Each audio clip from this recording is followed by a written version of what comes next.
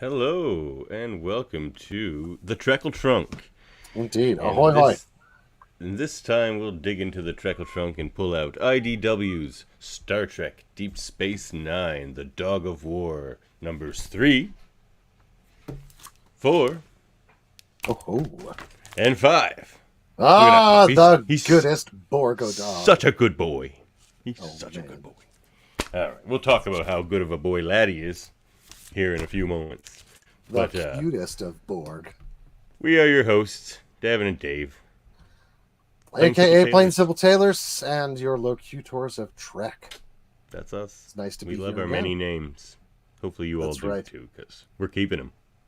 All right. The more star systems we conquer, the more names we'll get. Exactly. So, like I said, we are reviewing Deep Space Nine's number 3, 4, and 5. We covered 1 and 2 on previous issues of the episodes of the Trekle Trunk. Go back and check those out. And this story has been written by Mike Chen with art by Angel Hernandez. Mm-hmm. So, let's get into it, shall Let's we? Any dive right opening in. thoughts on this story before I crack open issue 3 here? Well, I just read issue 5 this afternoon for the first time, and I'm looking forward to talking about that one.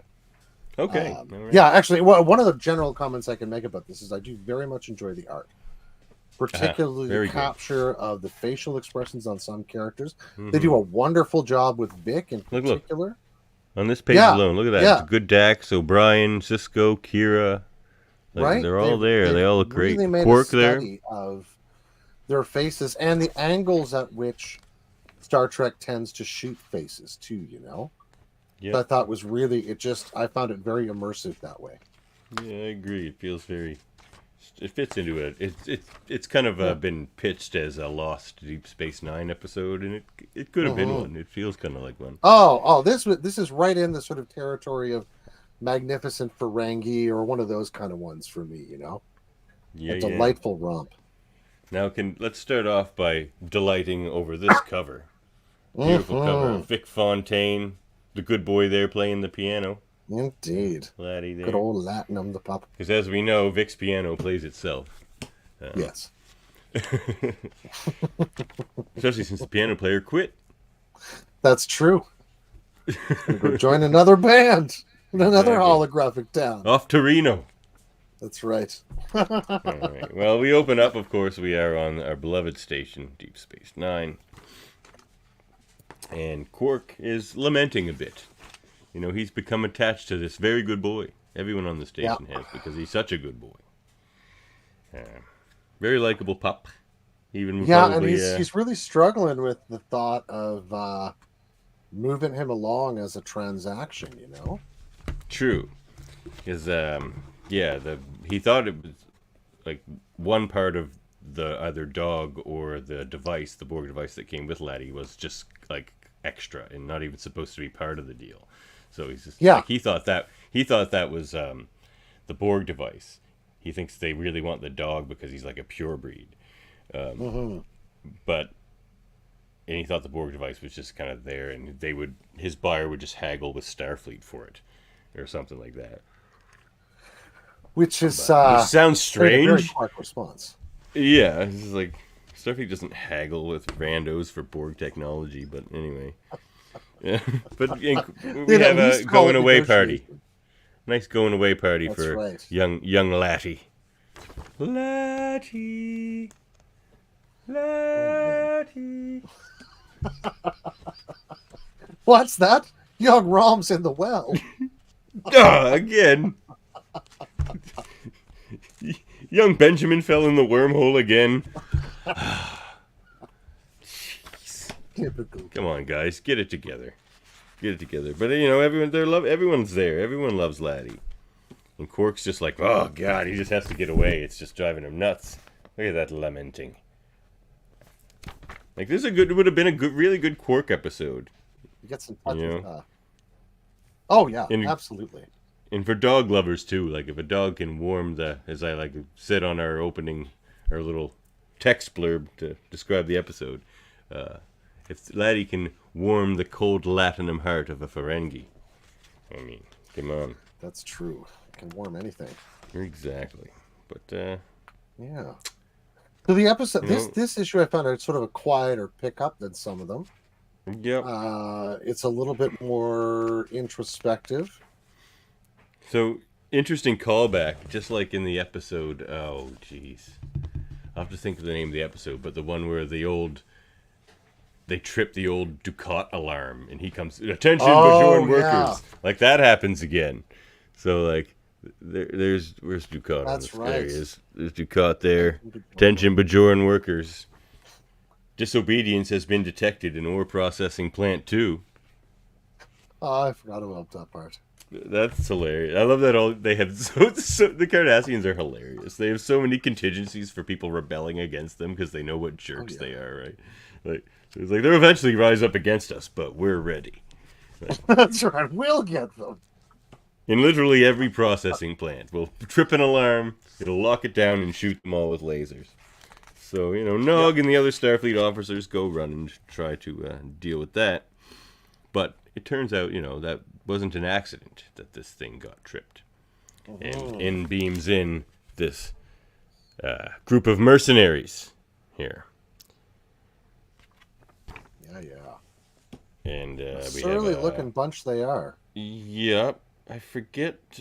Do you remember on Deep Space Nine there was those aliens and they were like the two brothers and they were sort of like gangsters. And they had like the big ridged. They look like this green guy here. He looks like one of those guys, They do a bit, yes, that's right. And then there's a Cardassian, and I'm not sure about the guy in the cloak. But I don't know if we've seen Cardassian that too, much. but Maybe. I'm not sure. But yeah, so they've come for Latty, and they get him. And Worf's hunting them down because they don't get off the ship immediately. They're like running towards the Defiant, the mercenaries. Oh, that's right. And Worf's tracking them down, but they see him coming and he encounters heavy fire. See, what I like about this is one thing they sort of avoid in Star Trek, and rightfully so in most of the shows, but in Voyager and Deep Space Nine, for example, there could probably have been more firefights and things. Now, I'm not advocating for more of that necessarily because I like Star Trek wordy and not actiony for the most part. You know what I'm saying? I don't want more action.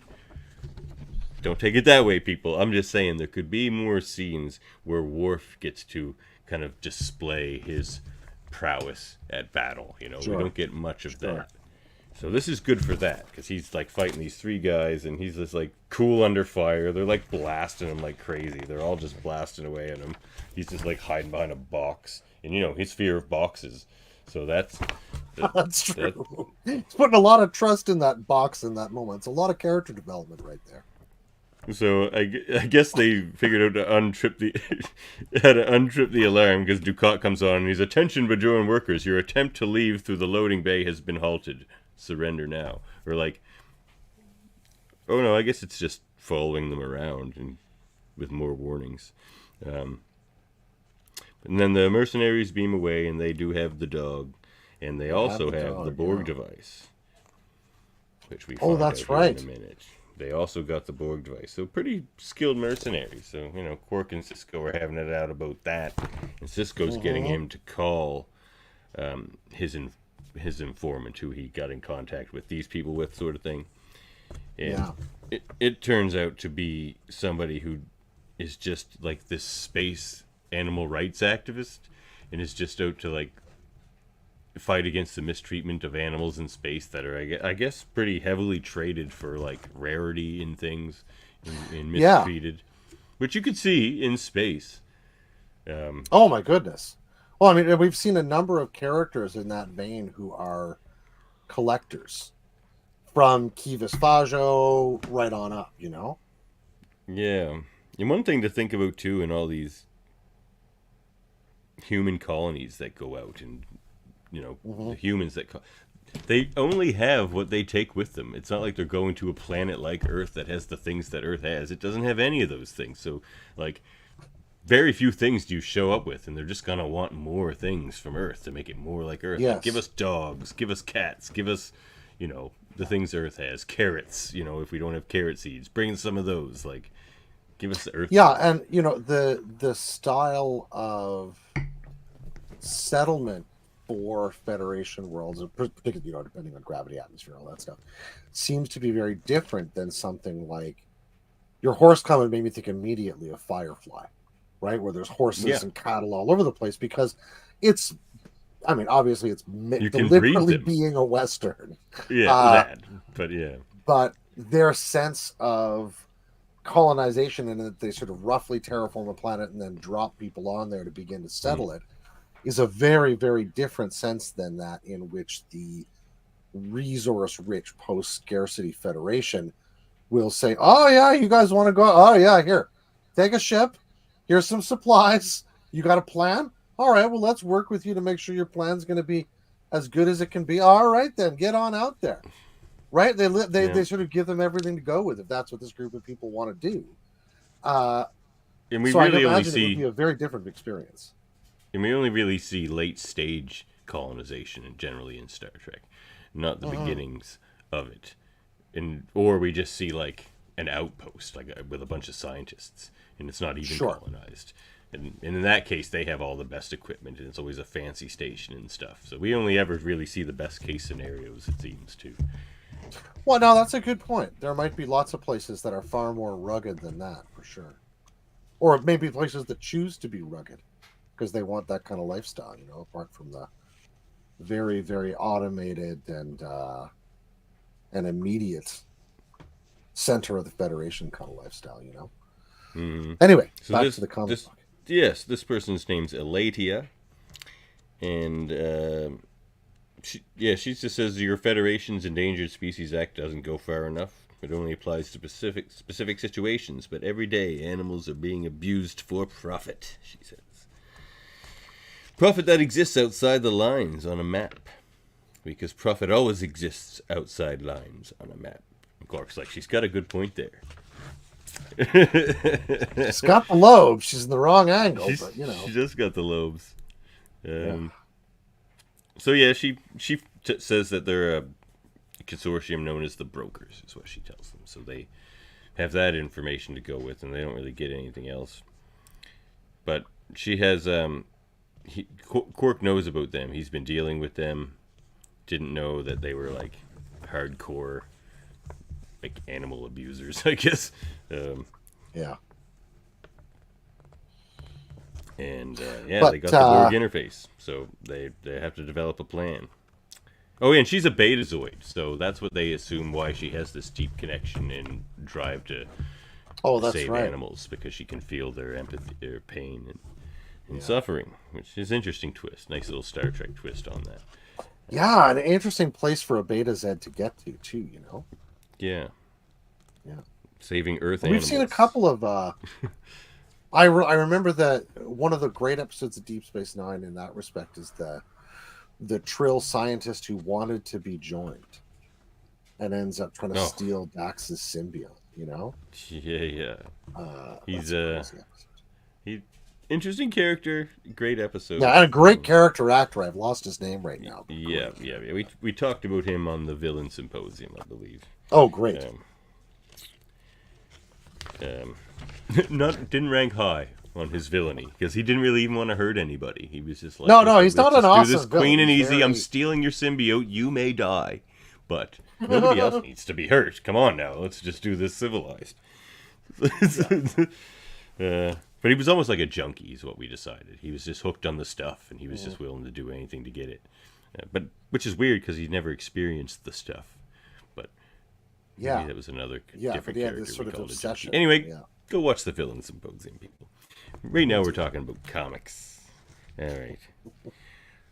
So, yeah, they have that information to go with. Just the word brokers and stuff gives them a lead, and they're able to track them down.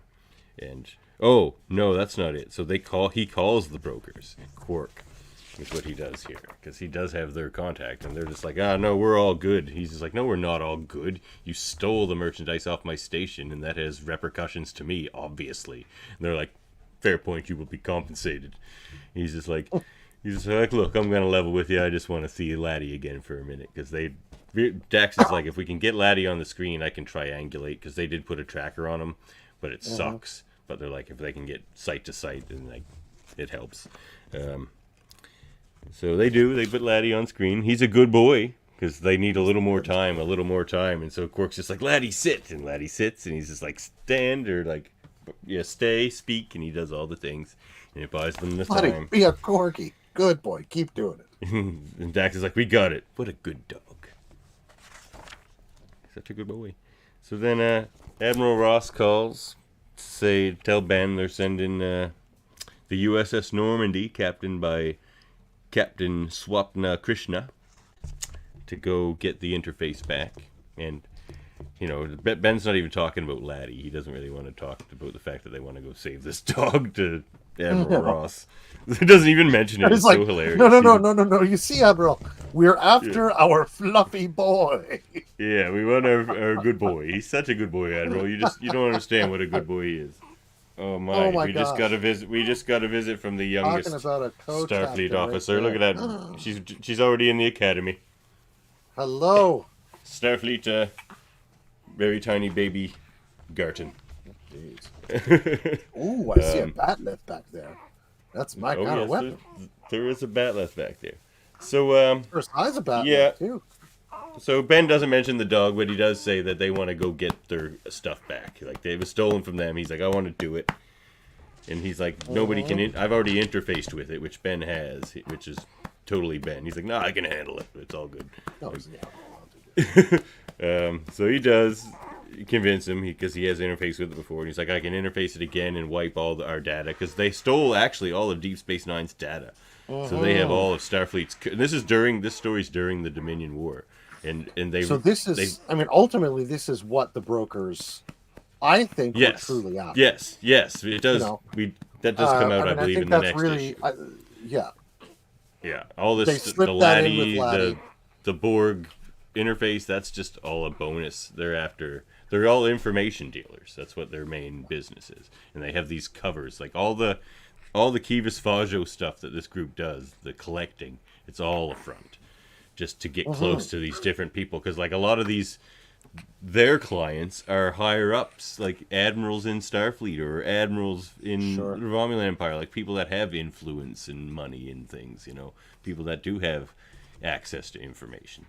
So it's a pretty slick plan. I mean, it's very like Orion Syndicate.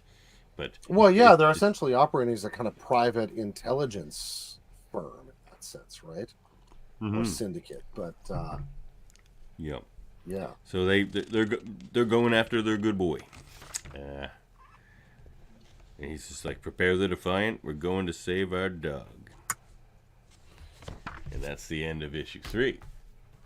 Indeed. How's this story chugging along for you? Oh, I'm enjoying it. I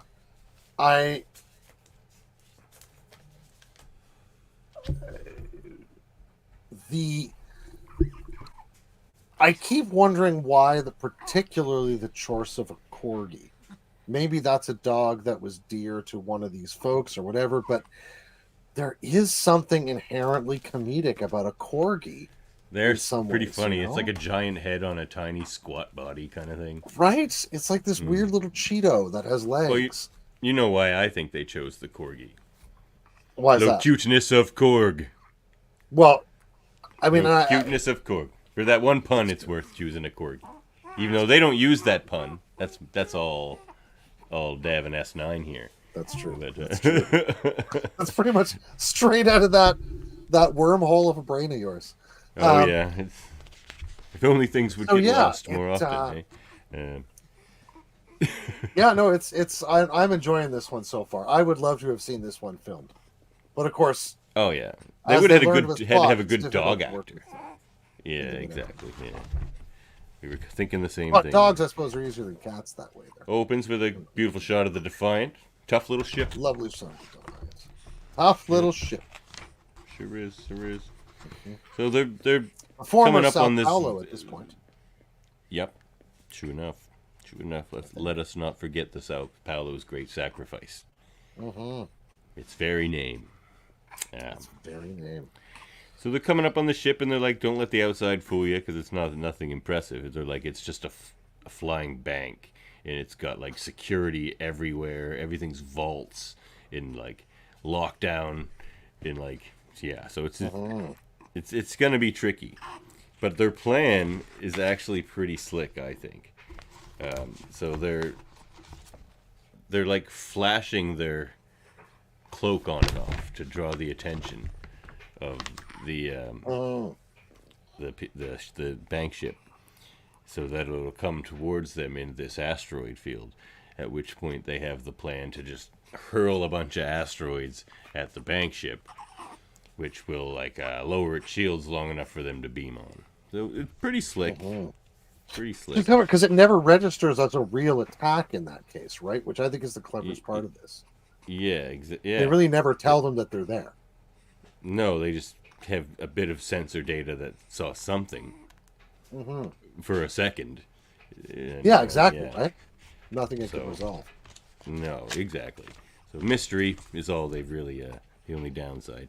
But I wonder if this is like I wondered when I was reading that, like, is this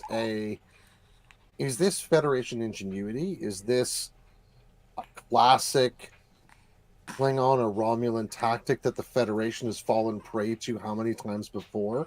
Like, it strikes you as a bit of a Klingon tactic in a way. Right, I could see like it being a Klingon tactic. Attack. They're lying in wait for you to come in. Yeah. The asteroids might be the Federation. The flashing the cloak on. They're like, bring them in, just flash the cloak on off for a second. And bird of prey swooping at you super fast. And, but I could see that definitely being one of the Klingons' love of guile. One of those moments where they would enjoy that a lot. Oh, Dave, you might be excited to know this. Our next Locutors convention is going to be us tier ranking the ships. Oh my gosh. Hopefully I'll be in somewhere with working internet for that. Indeed. You have to go back and see the villain one. And see. Yeah, I've got to go back and watch the villain thing. There's a few S tier villains there. One we mentioned in this, I'll spoil it right now. Kivas Fajo we ranked as an S tier villain because he was just so in love with his own evil. Like, he's dastardly. Yeah. He was the worst. Completely unrepentant. So they beam on, and this is an amazing scene. A Cardassian comes walking down the hall, and Kira just grabs him and just beats the living shit out of him.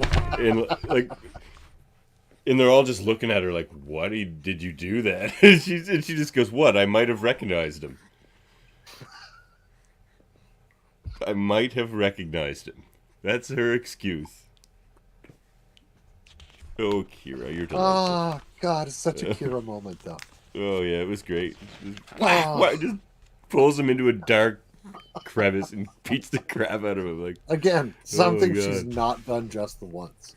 No, certainly not. It was like an instinct to her. Like, it happens and they just like turn around and it's already done. And they're like, what?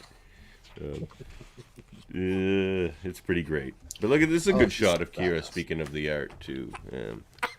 Oh, honey, we're getting a little fussy baby here.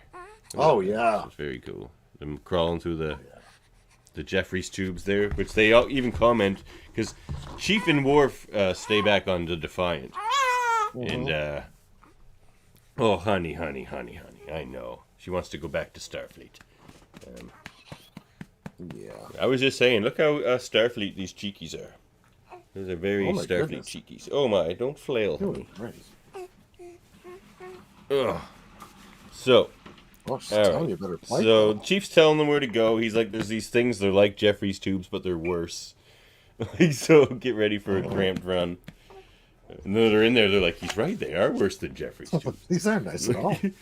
So then they get to this point where they need a pretty slick move because they've only got a few seconds and somebody has to sneak down there, grab the device, and then sneak back up into the Jeffries tubes. Oh, honey, mommy's coming. But Dax realizes, she's an Olympic gymnast, at least Emily was. Oh, that's right, yeah. Which is interesting, I've always found. She has said that before, Olympic gymnast. So, like, the Olympics allow trills, at least. Like, how many aliens do they allow to, like, compete together? Like, do they have to have certain physical capabilities that match? I wonder if there'd be, like, weight classes or, like, tensile... Klingon would just go there and win everything. Like, Right? Like Or the Vulcan or, wrestling team. No wonder the yeah. humans hold a grudge. Yeah, the Vulcan wrestling team is just that one captain. It's just the Captain Like I'll Solok. take them all. Give me Solok, I think location. Give me location. yeah, exactly. Give me location. Oh, I'm one of your human bars again? How very emotional. A bit nostalgic. Nostalgia is an emotion. Um, but so Ben's like, yeah, I gotta put on the device again, and that was part of the plan. They sent Bashir down. Oh, good. Baby's off with Mummy now. Goodbye, Captain. Have fun with My Mummy. Captain. Bye, honey. Have fun in Starfleet. So, life interjected there, as it does. So, Ben puts on the thing, Bashir's monitoring him, and Dax and Jedzia are going to go save Latty. That's the plan. Mm-hmm. And Worf is, tactical. The tactical officer back on the Defiant, essentially. Well, Chief leads them around the bank. So, Ben's just like, it's working even better this time. Like, I can control... Like, last time he was able to basically control Deep Space Nine. Mm-hmm. And ships outside of it, as I recall. Yeah, he was able to tap into them, for sure. But this time, he's like, it's even better. I can control everything. Like, he's leading Dax and Kira different places and dropping alarms and security measures for them while tapping in to the communication that's ongoing. So he's able to wipe all the information from Deep Space Nine from this ship, but some of it's already been transmitted, and he finds out to the Dominion. So he has to find a way to stop that transmission. And he's like, it keeps speeding up. He's trying to do it, and it keeps speeding up. And he's like, it keeps going faster. It keeps going faster, and like his vitals are getting crazy. It's all very tense. Look at all this stuff. There's all kinds of crazy stuff there. Oh yeah. And I like the way they Latty in the overlaid cage. The information on his face. They find Latty. They find Latty in the cage, and then all of a sudden, boom! They're under attack from security officers, and there's fire. Latty's afraid of the fire and won't come out of the cage they had him in. Look at that! It's very sad. Look at that poor pup. Poor pup there. Very sad boy. He's like, it's all bad, and Sisko's like, I'm trying to help you, but if I do, like, the information's gonna get away, and it's like, it's all crazy. So, it's all kind of coming to a head at this moment here. Yeah, and I mean, the real trick is that end of this. Yeah, the real trick, as we're going to find out, is it all depends on the quality of relationship, you know? Yes. Indeed. Yes. Indeed. Dog of War, Part 5. Indeed. What a great cover. So, Kira and Dax are able to take care of the security officers, but the place is still on fire, the room that they're in, and there's more officers coming. But they can't get Latty out. There's fire between them and Latty, and they need Latty to jump. Which is kind of weird. Like, if he can jump, you can jump to go get him, I feel like. Like, even in this picture, I feel like they could have done that. But, I guess you need the drama. That was the one sort of nitpick I had. Yeah, yeah. But, it's whirling, and they want him to jump through, I guess. And Bashir's just like, I think I can get him to do it. Because him and Chief had been playing with Latty in their different holodeck games. Oh, yeah, they keep taking him on their adventures. Yeah, on their, like, adventures. Yeah.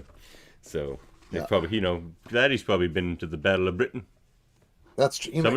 You may have been at the Alamo. Somebody had to replace Clive. That's true. Oh, good lad. Clive. Good lad.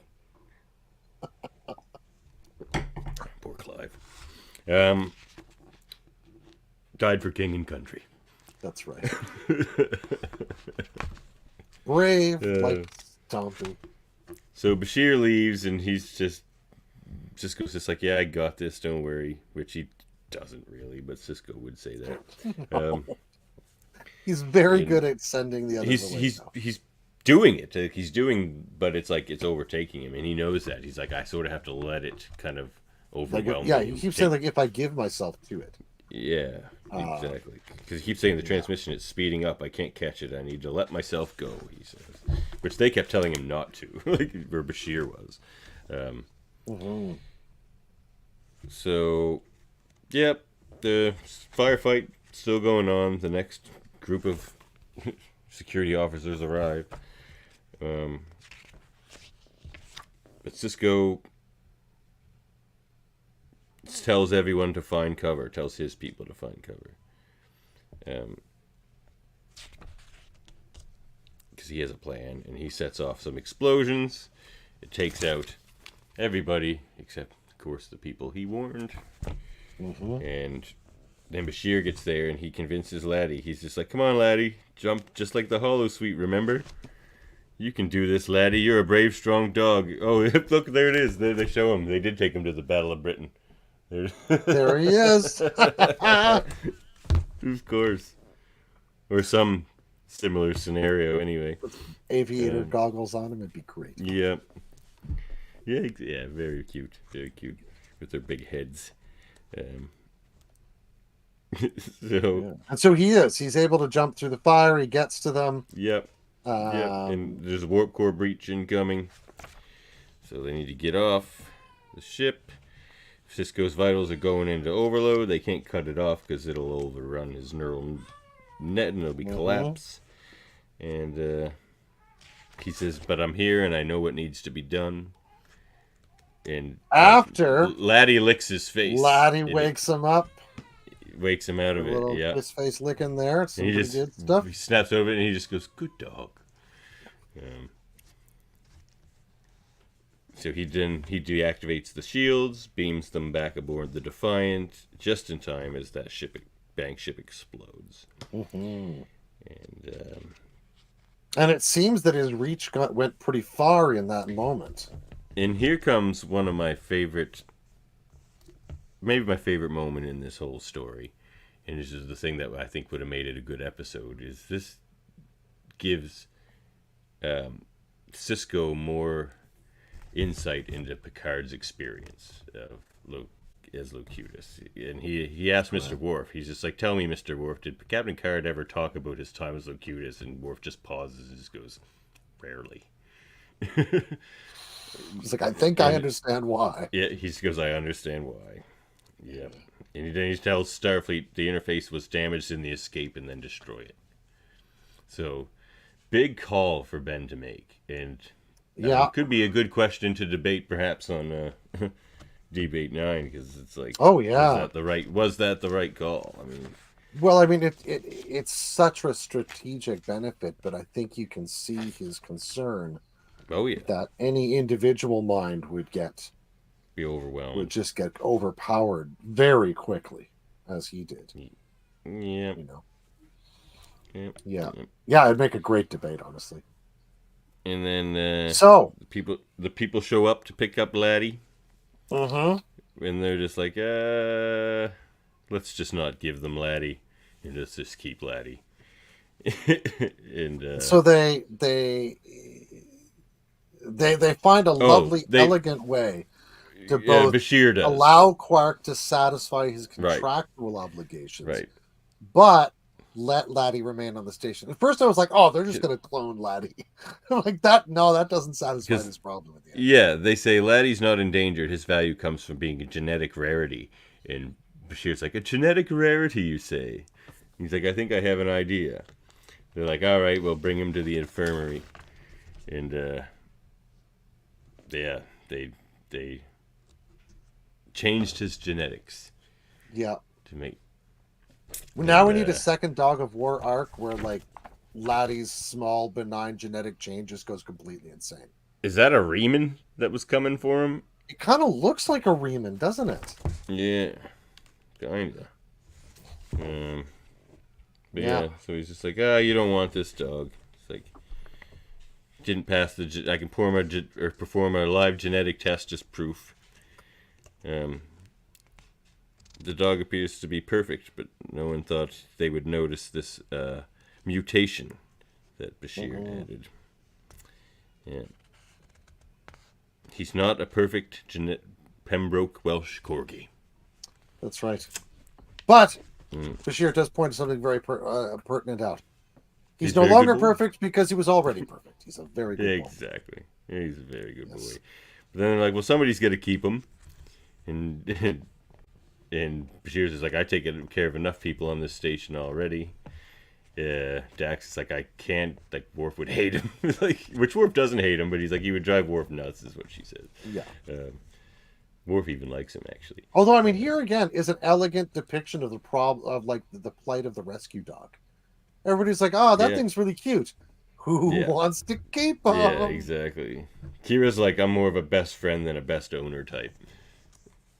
And Sisko's like, I'm already raising Jake. O'Brien's like, I can't bring another animal home. I already did that with Chester. That's right. But turns out Latty and Morn love each other, and Latty chooses Morn anyway. He's like, I'm going with Morn. Won't shut up and that's about great. Won't shut up, but that's what they kept saying. Morn would not shut up about Latty. Which is a lovely. I like that as a lovely final. It's the last line of the whole it's comic. Like another Morn won't shut up joke. I get a kick out of this. He's always sweet talking that dog. Big guy loves Latty so much he won't shut up about it. And that's the end. Right, and He's you walking could. Off with Latty. It's the most. I think it's the most elegant place for Latty to have gone as well, because he'll be back. It's for another visits. crazy Morn story, right? On one level, it allows them to get another Morn never shuts up joke in. Plus, it means that like Latty can have an entire life on that station, and I can watch the last couple of seasons imagining a corgi running around on there. Every time Morn's at the bar, which is right? Mostly always. There's like a corgi somewhere on the promenade. And Vic running his like dog park up in the holodeck. Right? This is like a little window into the domestic life of Deep Space Nine at the end of it all. Just lovely. Yep. I like this story. So is it headcanon for me? I'm gonna throw it into the headcanon. Oh, it's there for me as well. I'm happy with that. It's the goodest 5-issue arc. Yep, agreed. Yep. So, it gets a pass from us. Go check it out. Buy it. Absolutely. Then we'll get more Star Trek comics. Yeah. And we'll be back with soon. The Day of Blood, the countdown to the Day of Blood, and then the Day of Blood. That's right. So when next our out. trunk treckles. Yep. And that check sounds out like a medical condition. The interview with Derek Tyler Attico that we just did. Great interview. Man, that was fun. What a great guy. Yeah, it was. Yeah, man. Yeah. I hope we get a chance to talk to him again soon. After the 10th of October. Pre-order your book now. Yeah. Lots to say on all the weird shit we asked him. Oh, man. Yeah. He was really willing to roll with with our weirdness, which was great. Exactly. That's great. And, we'll be back with Debate 9, actually, in a week. So check that out. Yourself, most likely myself, unless I swap myself out at the last minute. Okay. And Starfleet Leadership Academy's Jeff Aiken. Oh, lovely. So that'll be a fun battle. We are, of course, a great group over here at Live Long Podcast. All hail the U.S. Lots of other things. The reviews. We'll be reviewing the first 2 episodes because they drop at the same time of Lower Decks. New season comes out this Thursday. So we'll be reviewing those and, like I said, Debate 9s. But we are a member of United Federation of Podcasts as well. We have X-Rated, the X-Men Animated Review Show. Andre and I will be talking about The Fifth Horseman, Episode 5 of Season 5 with Marvel comic artist extraordinaire David Cutler on Tuesday. And on Monday, actually, we'll be having Hold Up a Movie podcast with my co-host Andre is joining me and Murphy to talk about multiple dimensional movies. Ooh, and of course Andre has the Graphic Histories podcast. Check that out. And over at Supermator Brothers, they're reviewing the Big Brothers, I think, right now. That'd be my guess. They get the best reviews of that stuff, so go check that out. And there's Aiming on Track reviewing albums. They just reviewed the White Album, I believe, by the Beatles. I got to go back on there and bring the groove. The Hellbound podcast with Alex Blackburn and Michael Chan. They're on hiatus, I believe, still. And we just had a trivial debates not long ago on The Office. themed debates. And the next one is on Transformers, I believe. And then in October, I will be hosting a horror-themed trivial debates. So that'll be fun. I guess. And you can contact us at, Locutors of Trek, gmail.com. Yeah. And check out our website, ufpodcasts.com. That's right. For all our United Federationing. And I guess wherever the finest podcasts are sold. Only one thing left to say. Indeed. End transmission.